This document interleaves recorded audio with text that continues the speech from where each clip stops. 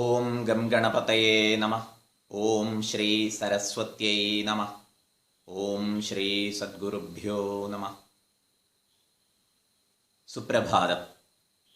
ഒരു പ്രഭാതം കൂടി നമുക്ക് മുന്നിൽ പിറന്നിരിക്കുന്നു. ഓരോ പ്രഭാതങ്ങളും ജീവിതത്തെ ആകത്തുകയിൽ നോക്കിക്കണ്ട് ആസൂത്രണം ചെയ്യാനും അതിനനുസരിച്ച് ജീവിതത്തെ നയിക്കാനും തീരുമാനമെടുക്കാനുള്ളതാണ്. ചിലരെങ്കിലും പിറന്നു വീണ പ്രഭാതത്തെ പഴിച്ചുകൊണ്ട് ആരംഭിക്കാറുണ്ട്. ഇനിയൊരു ദിവസവും കൂടി ജീവിക്കണമല്ലോ. ആത്മസാക്ഷാത്കാരം ലക്ഷ്യമാക്കിയിട്ടുള്ള സാധകനെ സംബന്ധിച്ചിടത്തോളം ആത്മവിചാരം ചെയ്യാനുള്ള ശുഭവേളയാണ് പ്രഭാതം.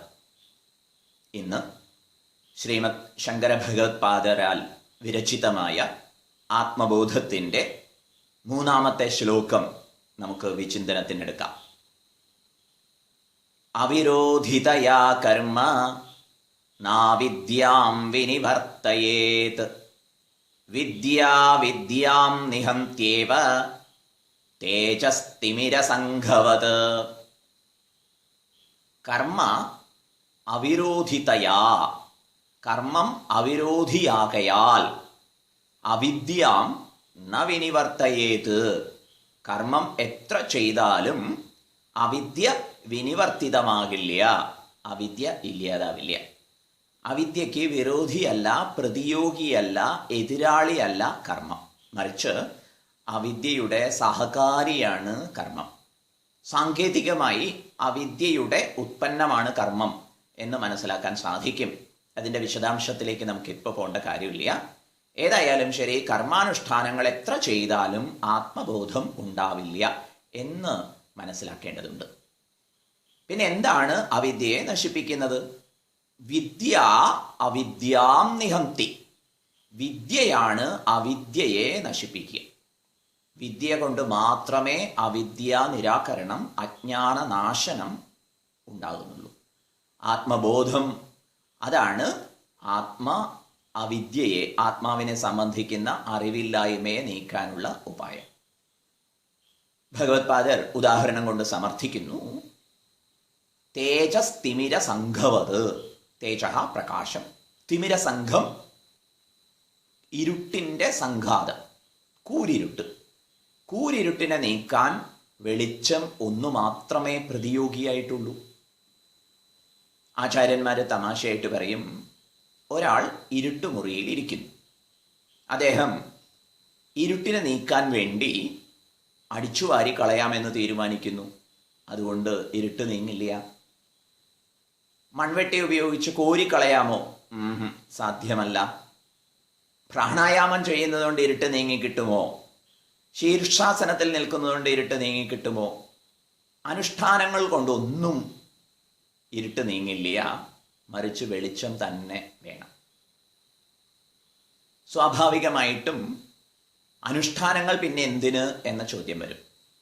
അനുഷ്ഠാനങ്ങളൊക്കെ വിദ്യാർജനത്തിന്, വിദ്യ സ്വീകരിക്കുന്നതിന് നമ്മെ സജ്ജമാക്കുന്നു. അനുഷ്ഠാനങ്ങൾ കൂടുതൽ പരിഭ്രമത്തിലേക്കും ആശങ്കകളിലേക്കും നയിച്ചുകൂടാ. അതുകൊണ്ട് വിദ്യാർജനത്തിന് വേണ്ടി ഞാൻ അനുഷ്ഠാനം ചെയ്യുന്നു എന്ന് എപ്പോഴും ഓർമ്മിക്കണം. അനുഷ്ഠാനങ്ങളെ കൊണ്ട് പ്രത്യേക മാനസികാവസ്ഥ ലഭ്യമാവുന്നതിനനുസരിച്ച് വിദ്യാർജനത്തിൽ സത്സംഗത്തിനും ശാസ്ത്രചിന്തനത്തിനും പഠനത്തിനും മനനത്തിനും ധ്യാനത്തിനും ശ്രദ്ധിച്ചു കൊള്ളണം. ഇതാണ് ആത്മജ്ഞാന വിഷയകമായ ആസൂത്രണം. അനുഷ്ഠാനങ്ങളൊക്കെ ചെയ്യുന്നു, അതൊക്കെ പ്രത്യേക മാനസികാവസ്ഥയെ സ്വന്തമാക്കുന്നതിന് വേണ്ടി ചെയ്യുന്നു എന്ന് തീരുമാനിക്കണം. തപസ്സുകൊണ്ട് പാപം ക്ഷയിച്ചവരും വീതരാഗികളും ശാന്തചിത്തന്മാരും വേണം ആത്മബോധം പഠിക്കാൻ എന്ന് ഭഗവത്പാദർ ആദ്യ ശ്ലോകത്തിൽ തന്നെ നിർദ്ദേശിച്ച സമയത്ത് അതിനെക്കുറിച്ച് ചിലർക്ക് സംശയം വരുന്നു. അങ്ങനെയാണെങ്കിൽ ഞാൻ ആത്മബോധ പഠനത്തിന് അധികാരിയല്ലല്ലോ. അങ്ങനെ ഒരു സങ്കോചം പുലർത്തേണ്ട കാര്യമില്ല. കാരണം ഈ ശ്രവിക്കുന്നത്, അതുപോലെ തന്നെ നാം ചെയ്യുന്നതൊക്കെയും തപസ്സാക്കി മാറ്റാം.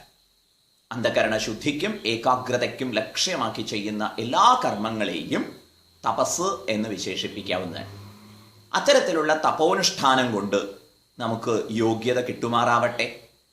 അങ്ങനെ തപസ്സാക്കി മാറ്റാൻ, എല്ലാ അനുഷ്ഠാനങ്ങളെയും അഭ്യാസങ്ങളെയും തപസ്സാക്കി മാറ്റാൻ ഇത്തരത്തിലുള്ള ശ്രവണം നമ്മെ സഹായിക്കും.